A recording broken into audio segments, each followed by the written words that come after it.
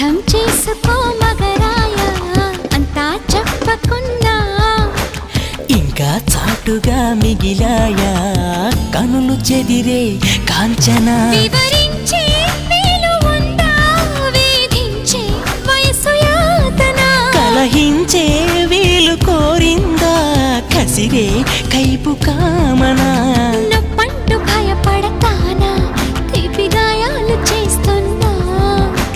నిప్పంటిన సరసన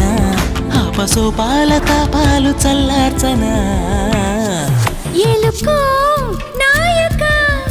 రాసి చానా ఇలాగా ఎలకు బాలిక దూసుకొచ్చావే ఇలాగా